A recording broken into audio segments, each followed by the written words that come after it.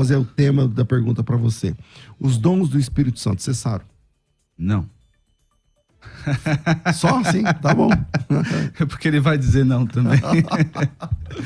Como que você se situa nesse tema? Então, é porque assim, irmãos, muitas pessoas, para tentar refutar o cessacionismo, criam aí um espantalho, né? Que o Espírito Santo não está mais atuando. A gente sempre tem que começar o debate falando que o cessacionismo não é. Por mais que alguns, são poucos, raríssimos, creiam que todos os dons cessaram, são radicais e estão errados por pensarem assim. Mas o que nós cremos, o cessacionismo correto, bíblico, ele olha para os dons, o que nós chamamos de dons extraordinários, ou eu prefiro dizer, os dons de sinais. Esse termo é comum na Bíblia, esses dons de sinais, a saber, profecia, apostolado, curas e milagres e línguas. Esses dons encerraram ali com o ministério apostólico, indo aí um pouco além no início da igreja. Eu trouxe aqui 4 argumentos favoráveis ao cessacionismo e vou discorrer acerca deles ao longo do debate, mostrando aqui os textos bíblicos que favorecem a crença do cessacionismo. Portanto, o cessacionismo é a crença bíblica que afirma o desaparecimento de alguns dons, os dons de sinais, ou chamado de dons extraordinários, a partir do fim da era apostólica. Por quê? Principalmente porque atingiram o seu propósito. Isso nós podemos ver lá já em Hebreus 2, 3 e 4, que o propósito era autenticar a messianidade de Cristo e a sua mensagem e também a autoridade apostólica. Você coloca apóstolo como um dom espiritual, é isso que eu tô entendendo? Então, porque está lá em 1 Coríntios 12, o apostolado, os profetas, não obstante também está lá nos dons ministeriais de Efésios 4. Mas em Coríntios 12 fala de apóstolo como dom espiritual, sim, você acha? Sim. Tá bom. E é aquela história, nem todo dom é um ministério, mas todo ministério vem a partir de um dom. Ok. Pastor Eliseu, vou fazer a pergunta do tema para o senhor começar se situando aí a sua opinião nesse tema. Os dons do Espírito Santo cessaram? Não, os dons do Espírito Santo não cessaram, até porque a Bíblia não faz essa diferença entre ordinário e extraordinário. O cessacionismo faz essa diferenciação para parecer bíblica, mas o cessacionismo não é uma crença bíblica, são ideais através até da história da igreja, na diminuição de alguns dons, pela falta de incentivo e desobediência às escrituras, pois ela manda buscar os dons, desejar os dons e não deixar o dom morrer. Através das escrituras, em nenhum momento o Novo Testamento afirma que os dons cessaram ou que os dons cessariam antes da vinda do Senhor Jesus. Ok. Pastor Isaac. Pastor César, o primeiro argumento favorável ao cessacionismo, os irmãos precisam prestar bem atenção. Em 3 períodos da história, somente em 3 períodos da história, um quarto há de vir, mas somente em 3 períodos da história, a operação de milagres foi superabundante, por dizer assim. Na época de Moisés, na época de Elias e Eliseu, e na época de Jesus e dos apóstolos. Por que isso? A fim de autenticar, Deus estava ali revelando a sua palavra por meio desses homens, revelando na boca desses homens a sua palavra. Então, iniciando ali por Moisés, obviamente, indiscutível o ofício profético de Moisés, passando pelo início dos profetas do Antigo Testamento com Elias e Eliseu, e assim eles dando autoridade para os seus sucessores, e isso precisava ser autenticado com milagres e sinais, coisas indizíveis, miraculosas, não era algo banal, mas coisas que deixavam as pessoas estupefatas. E na época de Jesus, obviamente, para mostrar que a mensagem que Jesus trazia vinha do Pai, e ele era autenticado isso com nós vemos isso em João 6, nós vemos a questão de Elias e Eliseu em 1 Reis 18, Moisés e Josué em Êxodo 4, isso tudo com o objetivo de mostrar que o que aqueles homens estavam falando vem do próprio Deus. Quando nós temos encerrada a Escritura, e aqui eu vou partir para um outro argumento, mas quando nós temos encerrada a Escritura, esse momento de revelação divina, ele encerra, ele termina. Portanto, nós temos já na palavra de Deus tudo o que precisamos, toda a verdade revelada, tudo que precisamos para a fé, para a salvação e para a piedade. Então, o primeiro argumento aqui em favor do cessacionismo é que esses 3 momentos únicos na história, um quarto há de vir, na manifestação do anticristo, mas nesses 3 momentos da história tem esse objetivo. Nós podemos ver isso em Atos 2:22, Jesus, varão aprovado por Deus diante de vós com milagres, prodígios e sinais. Atos 14, os apóstolos, Paulo e Barnabé ficaram ali, o Senhor confirmava a palavra da sua graça, concedendo que por mão deles se fizessem sinais e prodígios, e Hebreus 2:3, já citado aqui, dando Deus testemunho juntamente com eles por sinais, prodígios e vários milagres e por distribuição do Espírito Santo segundo a sua vontade. Ok, pastor Eliseu. Os dons não foram biblicamente reduzidos à categoria de validação. Um texto que poderia ser mais forte para o argumento cessacionista está em Hebreus, capítulo 2, versículo 3. Sendo assim, como é que nós escaparemos do castigo se desprezarmos uma salvação tão grande? Primeiro, o próprio Senhor Jesus anunciou essa salvação, como bem disse o pastor Isaac. E depois, aqueles que a ouviram nos provaram que ela é verdadeira, os apóstolos. Ao mesmo tempo, enquanto eles pregavam a mensagem aprendida com Cristo Jesus, ao mesmo tempo, enquanto pregavam, por meio de sinais de poder, maravilhas e muitos tipos de milagres, Deus confirmou o testemunho deles. Ponto. E de acordo com a sua vontade, distribuiu também os dons do Espírito Santo. Já é uma categoria diferente. Os sinais, milagres operados pelos apóstolos, concordo com o pastor, biblicamente, estão validando a mensagem deles nos sinais. Muitos tipos de milagres. Mas como o tema é os dons do Espírito Santo cessaram, os dons do Espírito Santo cessaram, veja a continuação do texto. E de acordo com a sua vontade, é a mesma expressão usada em 1 Coríntios capítulo 12, ele distribuiu os dons do Espírito Santo. O fato do verbo estar conjugado no passado não quer dizer que ele fez e não faz mais. O verbo conjugado no passado que ele fez está simplesmente dizendo o que aconteceu. Está testificando algo que aconteceu. Então, o papel singular dos milagres não foi apenas credenciar um mensageiro ungido, senão Jesus faria o milagre na frente de Herodes, Lucas 23:8, quando Herodes desejou. Segundo lugar, se fosse apenas para credenciar, Jesus não diria o que disse em João 14:12, que aquele que crê nele, não apenas apóstolos, fariam obras que ele faz e até maiores, claro, no sentido de alcance, não em essência e natureza. Agora, os exemplos que o pastor citou aqui, que vem da teoria de Walfield, sobre os 3 maiores momentos de milagres na Bíblia: Moisés e Josué, Elias e Eliseu, Jesus e os apóstolos. E os textos que o pastor citou foram milagres de validação quando a palavra estava sendo anunciada a descrentes. Moisés diante de Faraó, Elias diante dos profetas de Baal, e Jesus e apóstolos diante de judeus que não acreditavam que ele era o Messias, o Salvador, o Filho de Deus ali. Dons de autenticação, validação de que a mensagem é verdadeira diante de incrédulos. Mas os dons espirituais, na primeira carta aos Coríntios, é para edificação da igreja. 1 Coríntios 11:18. Quando vos ajuntais na igreja. 12:28. A uns Deus pôs na igreja. 14:19. Antes quero falar na igreja 5 palavras da minha própria inteligência. 14:26. Que fareis, irmãos, quando vos ajuntais? Cada um tem salmo, doutrina, revelação, língua e interpretação? Faça-se tudo para edificação e não para autenticação, porque a igreja não é um aglomerado de pessoas ímpias que precisam ver milagres para autenticar a mensagem pregada. Ok, pastor Isaac.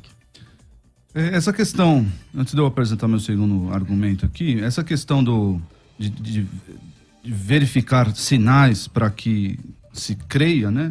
Isso, de fato, é uma característica dos incrédulos. Jesus até rechaçou os judeus, os fariseus, porque queriam um sinal, e Jesus disse, não vai ser dado nenhum sinal a não ser o do profeta Jonas a vocês. Então, essa vontade, essa gana por milagres, por sinais, isso tudo advém de um coração incrédulo. Não obstante, há vários relatos onde Jesus performa, realiza milagres, termina dizendo, e as pessoas creram na sua mensagem, creram que ele era o Filho de Deus, creram a partir de vendo o que ele diz, ele falava com autoridade, aquilo estava sendo autenticado, não era só algo da sua boca, viram que ele realmente era o Filho de Deus. Mas o segundo argumento aqui, e aqui talvez alguns continuistas acreditem ou tenham aí os seus argumentos para concordar um pouco comigo, porque cremos todos que a Bíblia é suficiente para a vida do crente, para a salvação, e Deus não está mais revelando a sua vontade do modo como revelou nas Escrituras, e uma vez encerrado o cânon, nós devemos respeitá-lo como regra de fé e prática, e nada que venha fora disso, depois disso, além disso, deve ser considerado. Antes, pode ou deve ser, naquela época, na época dos Coríntios especialmente, deveria ser dos Coríntios e dos profetas do Antigo Testamento também. Não dá para dizer que existem diferenças aí, porque a profecia naquela época era para ser julgada, conforme o próprio texto de 1 Coríntios 14, e Êxodo 13 e Êxodo 18. Eles deveriam ser julgados por alguns critérios aqui que não cabe dizer. Mas nós vemos aqui que nós fomos edificados, em Efésios 2:20, edificados sobre um fundamento. Que fundamento é esse? O fundamento dos apóstolos e dos profetas. Então, edificados, nós, igreja, estamos edificados, nós não colocamos mais nada a esse fundamento, nós estamos baseados, isso encerrou para nós. Nós não precisamos mais de profetas revelando a vontade de Deus hoje, a palavra de Deus hoje. Por quê? Porque nós temos na Escritura suficiência para a nossa vida. Isso nós vemos em 2 Pedro 1:3, 2 Timóteo 3:16 e 17, dizendo que o homem de Deus, por meio da Escritura, é perfeito, ou seja perfeito e perfeitamente habilitado para toda boa obra. E 2 de Pedro 1:3 diz que nos têm sido doadas todas as coisas que conduzem à vida e à piedade pelo conhecimento completo daquele que nos chamou. E vemos que em Judas 1:3, a fé aqui sendo o composto, sendo o conteúdo da nossa fé, da nossa doutrina, foi uma vez por todas entregues aos santos. Eu queria fazer uma menção de Jonathan Edwards, falando sobre dons. O pessoal gosta bastante e diz que Jonathan Edwards levitou aquela coisa toda, e era o David Copperfield da época. Você não lembra de David Copperfield, né? Não, eu sou mais jovem. E ele diz o seguinte: os dons extraordinários foram dados para a fundação e o estabelecimento da igreja no mundo. Mas depois que o cânon das Escrituras foi concluído e a igreja cristã foi plenamente fundada e estabelecida, os dons extraordinários cessaram. Palavras de Jonathan Edwards. Pastor Eliseu. O pastor Isaac, o meu som tá legal, pastor? Tá legal. O pastor Isaac citou Efésios 2:20, que também é um texto que é base para muitos sensacionistas afirmarem sobre o ministério profético, confundindo com o dom da profecia. Porque Efésios 2:20 diz: vocês são edifício e estão construídos sobre o alicerce doutrinário, como o pastor bem disse, que os apóstolos e profetas colocaram. A pedra fundamental desse edifício é o próprio Cristo Jesus. Não há nenhum pentecostal, não há nenhum continuista que estude a Escritura Sagrada que duvide disso. Isso é doutrina. Porém, mais uma vez, os dons, conforme o tema, baseado, pelo menos na minha concepção, a partir de um modo mais detalhado, teologicamente falando, da primeira carta aos Coríntios, capítulo 12, é diferente. O dom da profecia, 1 Coríntios 12, 13, 14, de Efésios 2:20. Efésios 2:20, pastor César, pastor Isaac, diz que apóstolos e profetas aqui de Efésios 2:20, eu quero mostrar a diferença entre os profetas ou a profecia de Efésios para Corinto. Eu vou até simplificar assim. é que os apóstolos e profetas de Efésios 2:20 foram responsáveis pela base doutrinária da igreja. Uma vez que a pedra fundamental, doutrinas, foi lançada, estes apóstolos, estes profetas como fundadores doutrinários já não são mais necessários. Porém, Romanos 12, 1 Coríntios 12 ao 14, descreve uma função importante, porém não fundamental, não basilar para a doutrina da igreja. E eu provo. Apóstolos e profetas de Éfeso, ou da carta aos Efésios, que não eram da igreja em Éfeso, é da carta aos Efésios, eles têm a autoridade inquestionável, tanto que seus escritos entraram no cânon. As profecias dos discípulos, em Atos 19, discípulos de João, as filhas de Filipe que profetizavam, se profetizavam, tem profecias. Cadê as profecias dos profetas? Cadê as profecias de Atos 19? Cadê as profecias de Atos 21 das filhas de Filipe? Cadê as profecias da primeira carta aos Coríntios 12, 13 e 14? Não tem. Por quê? Porque não são fundamentais para a doutrina da igreja ser fundamental. Não é fundamental. Lição B. Os profetas em Efésios 2 são singulares no sentido de estarem ligados aos apóstolos, exercendo um papel que não é encontrado em outro lugar nas cartas paulinas, de evangelização aos gentios. Através da mensagem dos profetas, Cristo e os apóstolos evangelizaram gentios e judeus. Os profetas e o dom de profecia, Atos e Coríntios, não fazem parte dessa categoria de mensagem basilar para o alcance dos gentios, conforme Paulo ensina em Efésios 2, que esse é o contexto. Ele diz, gentios e judeus estão fundamentados em uma doutrina criada desde o Antigo Testamento, pregada pelos apóstolos. Profetas e apóstolos de Efésios 2 compõem uma base única de proclamação evangelística. Os dons de profecia, 1 Coríntios 12, não se baseiam ao propósito evangelístico de alcançar o ímpio, mas a edificação da igreja. Ok. Pastor Isaac.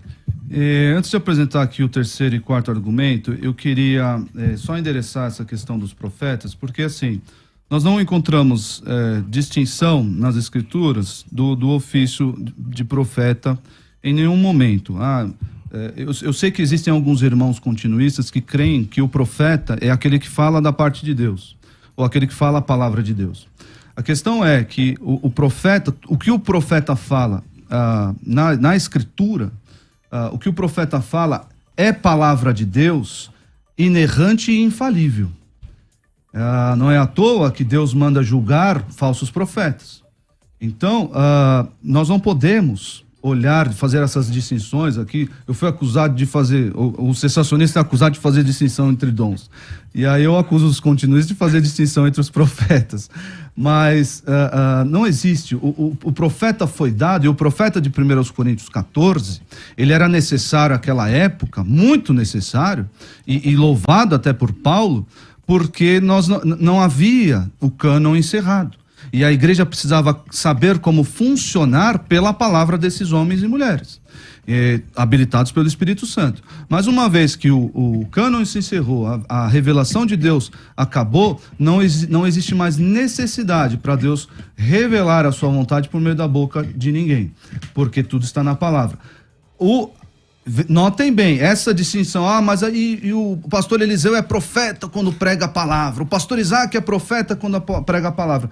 Nós somos pastores que, a partir da revelação que temos, ensinamos, pregamos, explicamos o texto bíblico, só isso. Só isso. Falamos da parte de Deus, trazemos revelação nova? De jeito nenhum. O meu terceiro argumento aqui em favorável olha só, ao cessacionismo. Aleluia!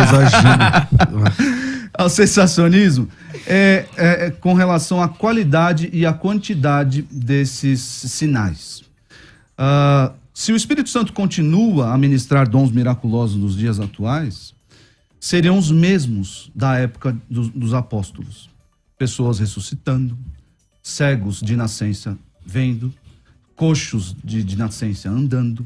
Mas o que nós vemos por aí esse aqui é um argumento a partir da experiência e da história da igreja, da história da experiência da igreja, é que esses dons perderam, por assim dizer, se é que eles ainda existem, perderam aí a sua qualidade. Parece que o Espírito Santo deu uma diminuída, e o Espírito Santo agora está curando dor na lombar, depressão, dor de cabeça, e não está mais ressuscitando mortos, não está mais curando cegos de nascença e os milagres que nós vemos no Novo Testamento.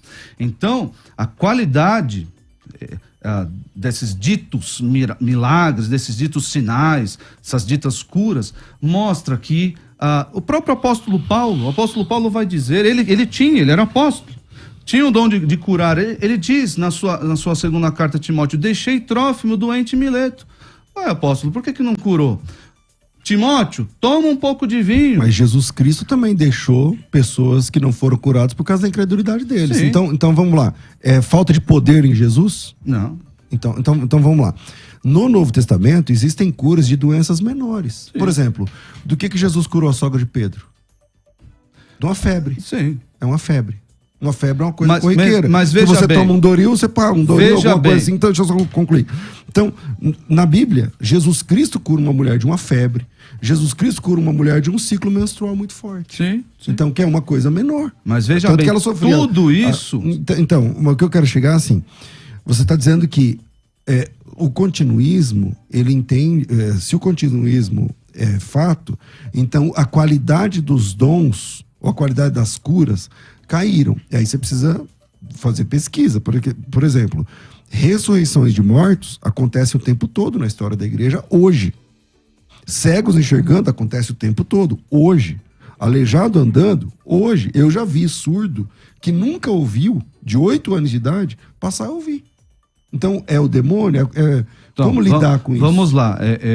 A questão dos milagres que você mencionou, eles foram concedidos, foram realizados com o fim de edificação de um grupo maior, de um pessoal maior, não só para benesse ou para o benefício ali da sogra de Pedro, ali, só porque Jesus tem esse poder. Qual o bem maior nesse caso? É o testemunho.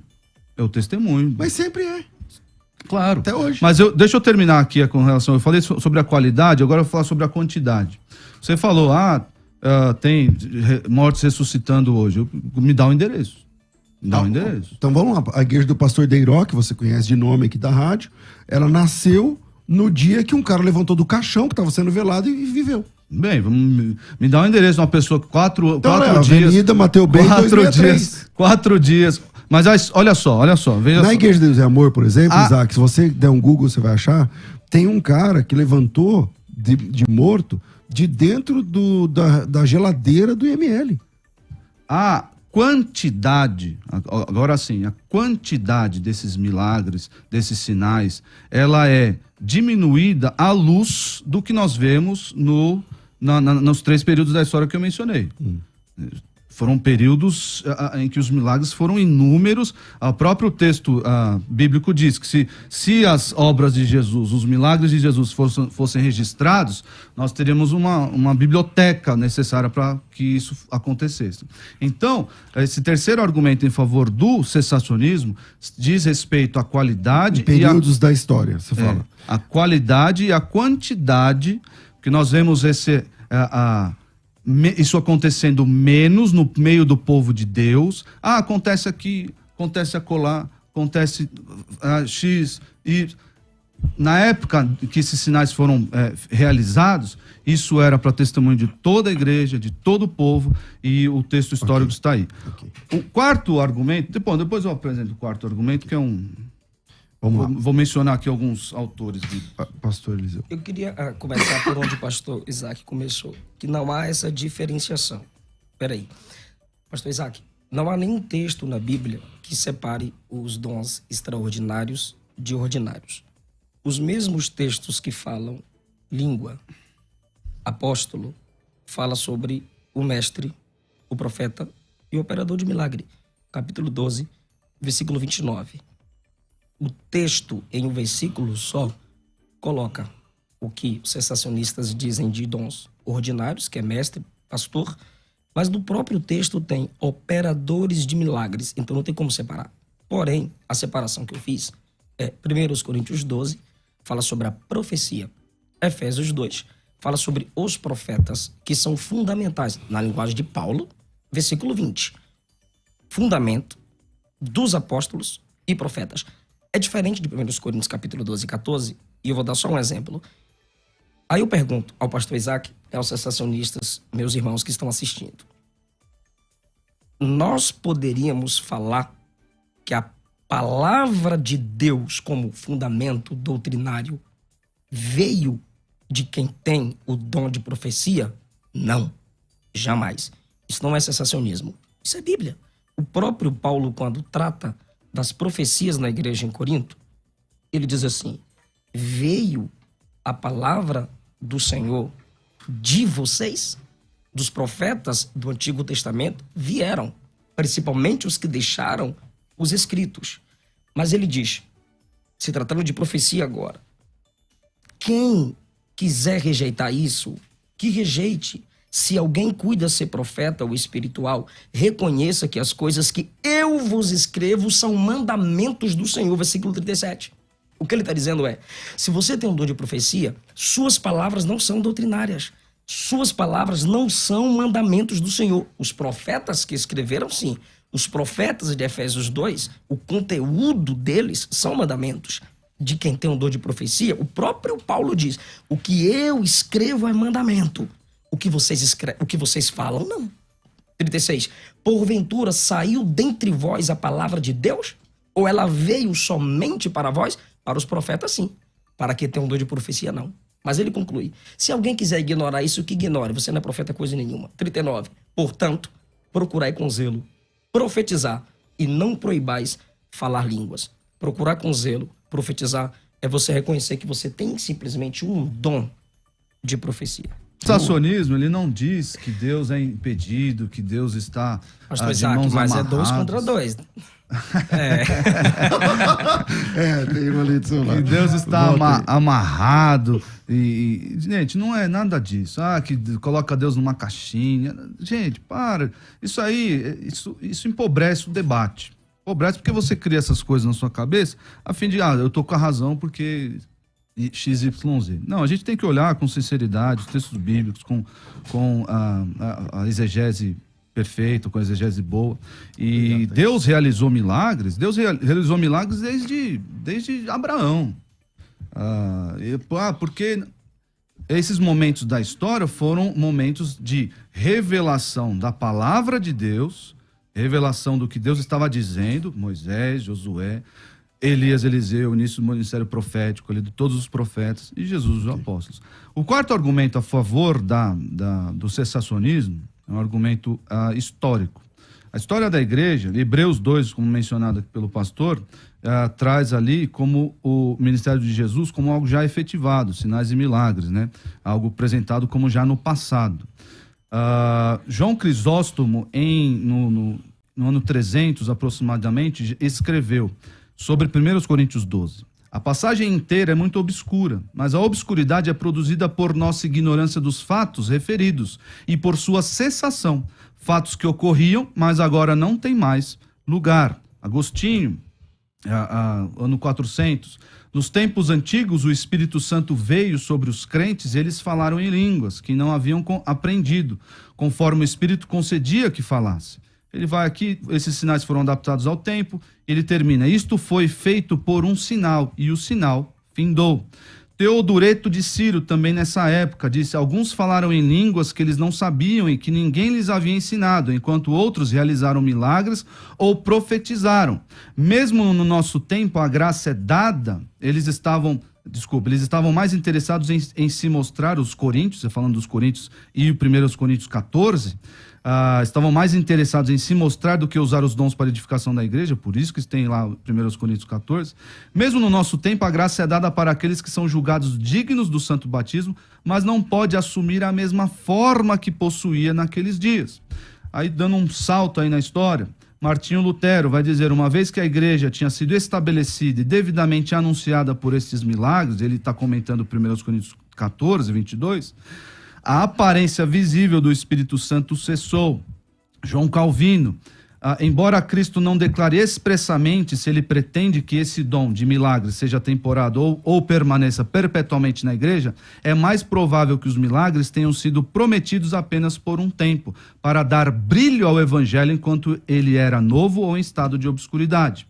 Ele também diz, João Calvino, o dom de cura, como o resto dos milagres, os quais o Senhor quis que fossem trazidos à luz por um tempo, desapareceu, a fim de tornar a pregação do evangelho maravilhosa para sempre. Aqui, especialmente sobre o dom de curas, outro espantalho que criam é que o cessacionista não acredita nas curas de Deus.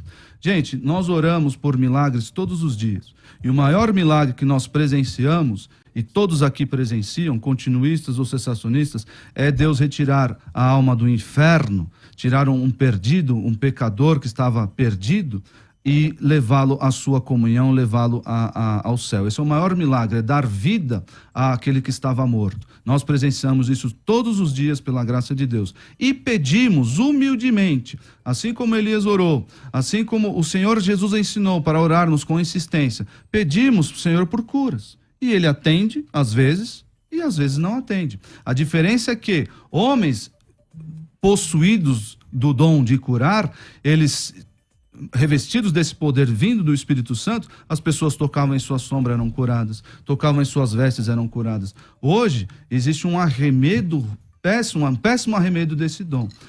Nós oramos, pedimos a Deus e Deus cura. Mas, vou impor as mãos sobre você, você será curado. Isso não tem hoje em dia.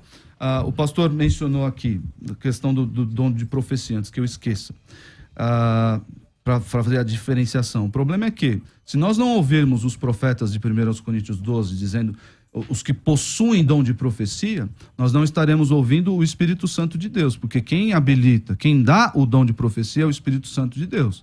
Então, nós deveríamos, os coríntios deveriam ouvir claramente todas as pessoas que possuem o dom de profecia. Por quê? Porque esse dom era dado pelo Espírito Santo de Deus. E é um dom infalível e inerrante à época que ele foi realizado. Pastor Eliseu.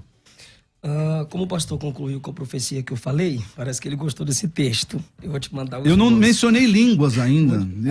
Tô esperando. Tem um argumento de línguas aqui que a gente não entrou nos dons por... Sim, está mais uma visão geral. O senhor precisa vir mais para São Paulo. Claro. Os será dons. um privilégio. O versículo 29, claro, a gente tem que ouvir quem tem o dom da profecia, como eu já disse no início do nosso debate. É num contexto de igreja. Claro que tem o espantalho por aí. O camarada tem o dom de profecia, ele pensa que ele tem um ministério pastoral. Não é assim. O cara mete óleo de peroba na cabeça, coloca a placa Poleiro dos Anjos, dá desconto no dízimo, abre igreja e começa a atrair as pessoas pelo seu dom de profecia. Então aí nós temos, irmão, um falso pregador com falsas profecias, gerando falsos crentes, porque ele já está sendo soberano sobre o dom, ele está controlando o dom. Isso não é bíblico. Como eu já disse, é no contexto de igreja. O cara profetizou, diz o versículo, capítulo 14, 1 Coríntios, versículo 26. Tem profecia, tem revelação, tem interpretação, tem língua. A língua interpretada para nós pode servir como uma profecia, uma palavra de edificação. O texto diz que a igreja deve julgar. As profecias dos profetas fundamentais, a igreja não tem que julgar, tem que se submeter. Agora, quem tem o dom de profecia, a igreja vai julgar, vai analisar. Por quê? Porque o dom da profecia não tem o mesmo peso das Escrituras Sagradas, senão Paulo não mandaria os irmãos em Tessalônica analisar as profecias, não rejeitá-las e reter o que é bom. O pastor também foi lá na história para falar sobre os dons miraculosos. Se uma das razões principais dos crentes não acreditarem nos dons miraculosos é porque não veem, não estou vendo o milagre acontecer, igual o senhor perguntou. Cadê o endereço e tal? Falta de milagre no coração de muitos gera incredulidade. Mas espera aí, a minha fé estaria baseada em não experiência. Enquanto os pentecostais, continuistas, carismáticos são acusados de manterem a sua fé em Deus ou nos dons miraculosos por causa de experiências, o cessacionismo também se baseia ou em experiência negativa. O cara profetizou e não aconteceu, mandou levantar e não levantou. É experiência negativa também. A segunda razão mais poderosa é que as pessoas sentem que os dons morreram entre a morte dos apóstolos e os dias atuais. Se perderam na história. Pode ter alguma razão da diminuição dos dons? Pode. Eu mostro isso até no contexto em que nasci, cresci até essa altura aqui e vivo. A gente assume que, por algum momento, pastor César, claro que eles se perderam ou diminuíram, não deixando de existir. E não foi a primeira vez. A Bíblia fala sobre isso. A gente percebe, segundo Reis 22:8, que o povo de Deus havia perdido as Escrituras. Imagina, o povo sem o Pentateuco, sem as Escrituras, sem a palavra de Deus, foi uma perca. Cadê a graça da revelação? Por todos os propósitos mais práticos na história ainda, as pessoas, só na época da Reforma, tiveram acesso às Escrituras. Por muito tempo, as pessoas tiveram a ausência do melhor, de um grande ou importante e essencial dom, que é a pregação bíblica das Escrituras. A gente percebe na história também que uma doutrina importante para a fé da igreja, da justificação, foi perdida pouco depois da morte dos apóstolos. A epístola de Barnabé, o pastor de Hermas, mostra que por muito tempo a doutrina da justificação não era pregada, só foi resgatada na reforma protestante. Então, se a igreja não ora, não busca, não deseja, se sobre isso não se prega, como a Bíblia ensina, capítulo 12 aos Coríntios, versículo 31, procurai com zelo os melhores dons. Versículo 31, procurai com zelo os melhores dons e eu vos mostrarei um caminho ainda mais excelente. Não quer dizer que o amor tem que anular o dom. O caminho é o amor para se conquistar os dons, porque Deus não vai dar dons para quem não ama. No capítulo 14, versículo 1, segui o amor e procurai com zelo os dons espirituais. Por muito tempo, como já foi dito pelo pastor Isaac, estas pregações desses homens que ele citou, tirando do povo o desejo de buscar os dons, é natural que a igreja não busque. Houve um período na história que só o Papa falava, só o clérigo tinha autoridade e o serviço na igreja, conforme ensinado em 1 Coríntios capítulo 12, versículo 14, ficou descartado. Por quê? Só o Papa é o cara. Aí entra Calvino. Calvino entra com esse sensacionismo apologético para que as pessoas reconheçam que o Papa não é o representante direto de Cristo. Se Roma, se a Igreja Católica é falsa, se a pregação que ela prega é falsa, o resultado é que os milagres também são falsos. Porque, já que o sensacionismo prega que os milagres são para validação, assim os papas faziam. O meu ministério é validado pelos dons que eu invento. Então, Calvino bate. Seus milagres são falsos, os milagres não existem, os papas têm que voltar ao seu lugar de origem, que é sentar, calar a boca e deixar Deus usar quem ele quiser. Quer falar, pastor? Não. Na história também, para eu concluir agora rapidinho, como o pastor citou, textos favoráveis ao sensacionismo na história, perceba que o sensacionismo não se baseia no cristianismo ortodoxo, numa teologia bíblica. Não tem como nem abrir as escrituras, pastor César, para defender o sensacionismo. Eu anotei aqui. Agora, o continuismo, sim. Você abre a Bíblia e você consegue defender. A história não é uma ciência perfeita de estudo. Porque o senhor mostra para mim sensacionistas na história dizendo contra os dons, e eu vou para a história, então.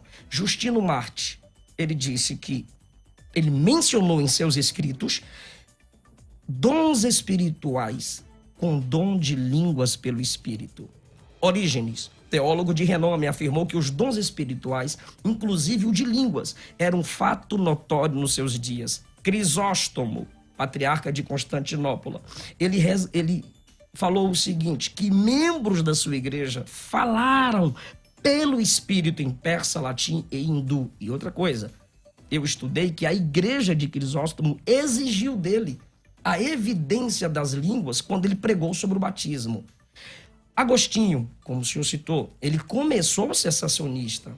Mas depois, principalmente no livro Cidade de Deus, ele volta atrás.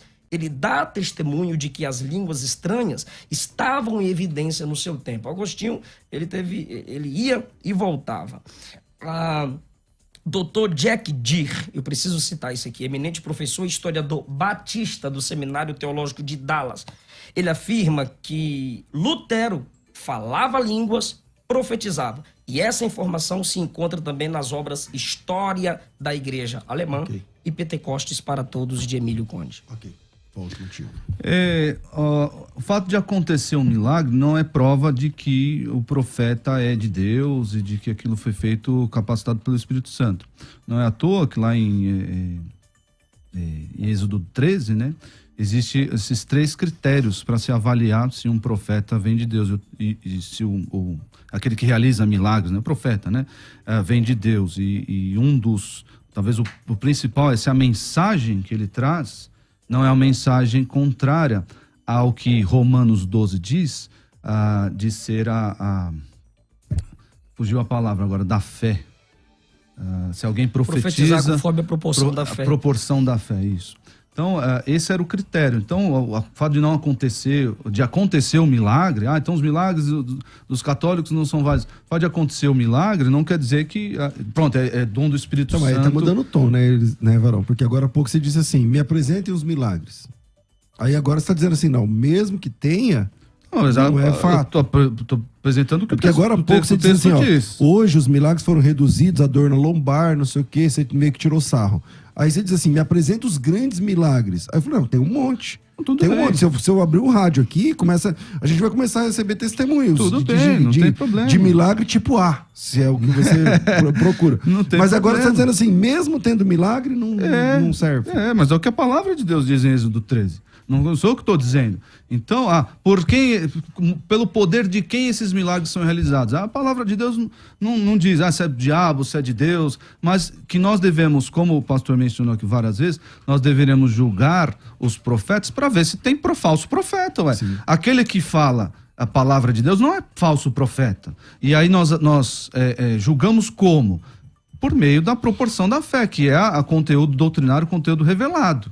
Então, é sim que os coríntios deveriam fazer e os cristãos do primeiro século deveriam fazer. Hoje nós temos a palavra de Deus, você trouxe uma revelação nova aí da sua cabeça, não precisamos disso, não preciso disso para viver.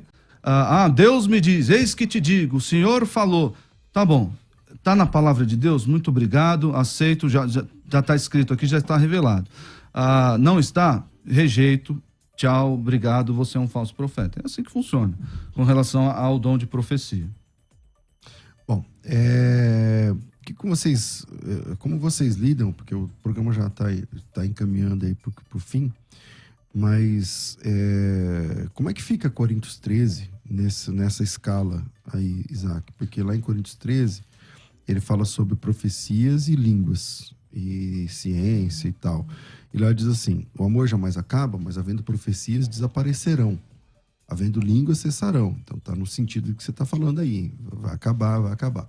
Havendo ciência passará, porque em parte conhecemos, em parte profetizamos. Mas o 10 diz quando é que vai acabar. Quando vier o que é perfeito, então é que isso vai acabar. Como lidar com um texto tão claro como esse que diz que tudo isso vai acabar só quando a volta de Jesus acontecer? O cessacionista sério não utiliza esse texto para sustentar o seu argumento. Eu já disse isso aí.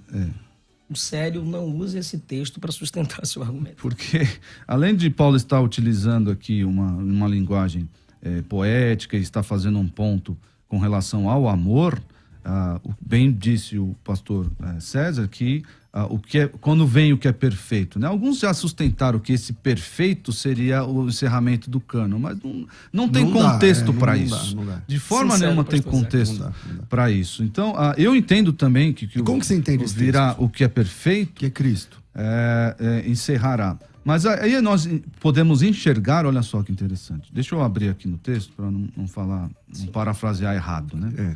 13:8 por aí. 13 está aqui. O amor jamais acaba, mas havendo profecias desaparecerão, havendo língua cessarão, havendo ciência passará. Porque em parte conhecemos ciência. e em parte profetizamos. Ué, cadê as línguas? Já fica aqui ele não faz menção a algo que ele acabou de dizer. Mas enfim. Profecia e língua sempre é junto, né? Tudo bem, mas ele separou aqui. Separou aqui. Quando, porém, o que vier o que é perfeito, então o que é em parte será aniquilado. Profecia. O que é em parte? Acabou de dizer o que é em parte no versículo 9. A ciência e a profecia. Quem é o perfeito aí? O perfeito é Jesus, quando Jesus voltar. A profecia só não vai acabar quando Jesus voltar? Não é isso que está escrito aí no texto? Mas... Mas mesmo assim você não crê assim, é isso? Não é isso. Mas quando vier o que é perfeito, então o que é parte será aniquilado, ou seja, não precisará mais, naquela época, naquele contexto, não precisará mais de revelação nova. Certo. Revelação nova. Por quê? Porque o Senhor voltará. Enquanto ele não volta, precisa. Não precisa. Certo. Pastor Eliseu. Eu não entendi bem a pergunta do pastor, cadê as línguas? Porque a gente pode fazer o versículo 1. Ainda que eu falasse as línguas dos homens, e às vezes o Espírito de Deus pode conceder línguas de outros países para um fim missionário. Estrangeiras, para um fim missionário, conforme diz Atos 2. Isso também acontece o tempo todo. Que também acontece o tempo todo. Eu, pela misericórdia de Deus pregando na Europa, eu ouço vários testemunhos assim. Eu conheci um rapaz que ele morava no aeroporto de Guarulhos. Procurem no meu Facebook, quem quiser, eu pedi a oferta para ele. Veio um pastor... E ele te deu a oferta? Tô brincando. Tadinho, Você pediu por ele. Eu pedi oferta para ele. Estava acontecendo uma guerra fria no país dele e os pais dele o deixaram aqui no aeroporto para que os brasileiros cuidassem dele, pois os pais reconheceram que os brasileiros eram assim. Então, pilotos, comissários de bordo cuidavam dele. Como que ele se entregou para Jesus? Ele disse, pastor, eu escuto suas mensagens. Tem um pregador que os reformados gostam muito aqui no Brasil, os pentecostais também. Me fugiu o nome dele. Gringo? Gringo, ele é americano. Paul Washer. Segundo ele, quando esse pastor veio, passou pelo aeroporto, ele reconheceu esse pastor. E na equipe dele, alguém falou na língua dele. E ele foi deixado aqui no aeroporto com 6 anos de idade. Ele disse que entendeu na língua dele aquela mensagem, foi pro banheiro, começou a chorar. E ali ele se entregou a Cristo e alguém mandou ele assistir minhas mensagens e de outros pregadores.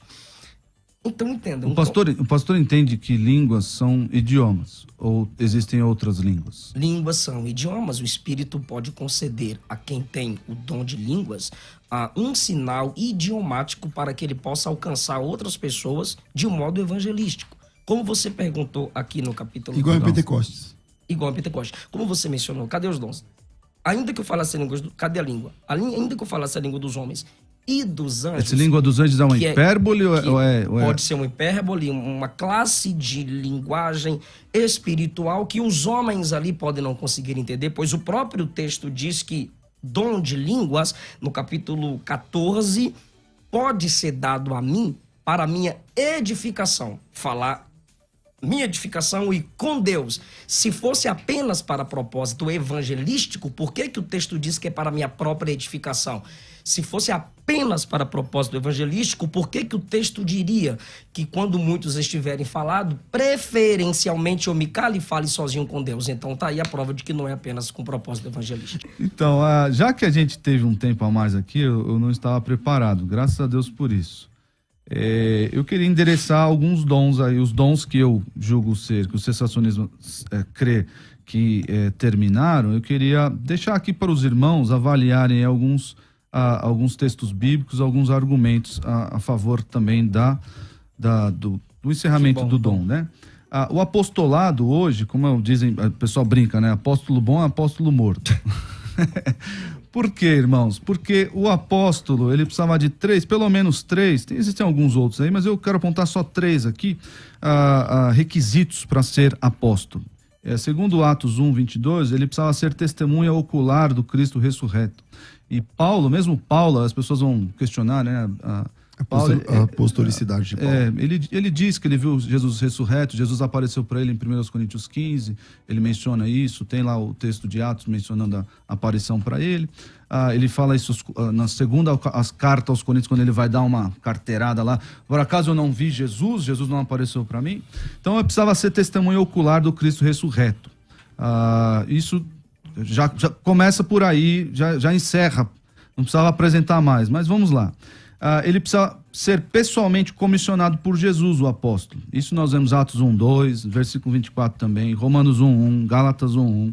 Foi pessoalmente comissionado por Jesus, não era algo que, uma revelação, um desejo. Como o pastor ele tem um desejo, como diz lá em 1 Timóteo 3:1, o pastor ele sente um desejo de ser pastor. O apóstolo é diferente. E por fim, terceiro requisito aqui, ele tinha autoridade entregue pelo próprio Jesus lá em Mateus 10, entregue para efetuar milagres. E o apóstolo Paulo também vai dizer isso em 2 Coríntios 12:12, sobre essa autenticação por meio de milagres do apostolado dele. Então, esses 3 requisitos para o apostolado, e quando chama lá Barnabé de apóstolo, esses textos aí, o apóstolo ele tem um sentido amplo, né? Na verdade é um sentido específico, é enviado. Mas quando Jesus trata dos 12, especificamente os 12, e por que são 12? Por causa das 12 tribos de Israel, porque lá em Apocalipse haverá 12 tronos para os apóstolos sentarem. Então, isso encerra a questão de que há apóstolos hoje em dia. Esses que foram chamados eram evangelistas ou mensageiros ali de vanguarda, né? Então, por isso que o termo pode ser aplicado a pessoas que foram enviadas. Amém. Pastor Eliseu.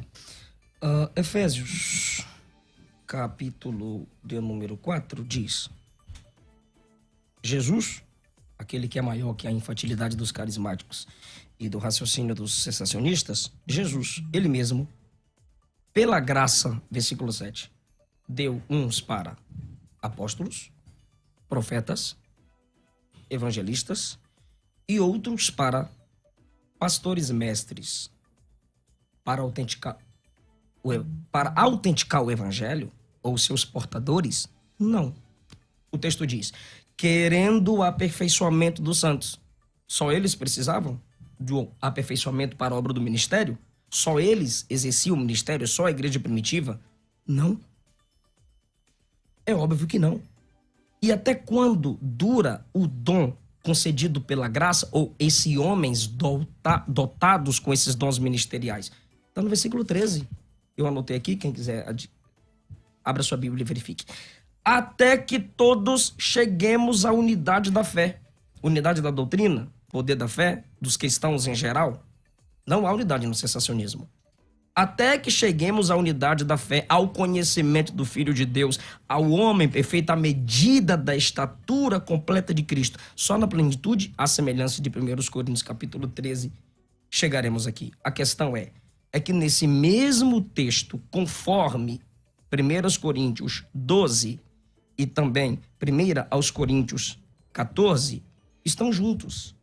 Pastores, profetas, evangelistas, mestres e apóstolos. Agora, se me perguntar, tem apóstolos como aqueles levantados primariamente por Cristo? Eu tenho minhas dúvidas. Agora, o ministério apostólico, plantador de igreja, o missionário, que tem a palavra da autoridade sobre enfermidades e os dons, conforme ensina 1 Coríntios, capítulo 12, versículo 14, eu não tenho como negar, porque a igreja inteira é apostólica. Pela influência do sensacionismo, até pentecostais dizem que não existem apóstolos hoje em dia. Então, às vezes, ao invés de corrigirmos o abuso ou os abusos e ensinar o correto uso, a gente simplesmente determina o desuso. Então, para mim, há missionários com clara chamada apostólica, mesmo que não reconheçamos isso, porque eu não vejo um texto claro na Bíblia separando pastores e mestres. Vão ficar, pastores e evangelistas vão ficar. Agora, o apostolado vai acabar. Como eu já disse, Hebreus, capítulo 2, versículo 3, diz: aconteceu, confirmou. Não quer dizer que só aconteceu ali, ou que passou. O verbo está conjugado no passado porque é uma comunicação correta. Aconteceu. É uma verdade. Ok. Pastor Isaac. Eu sei que muitas pessoas utilizam aí os termos de modo que fica confuso.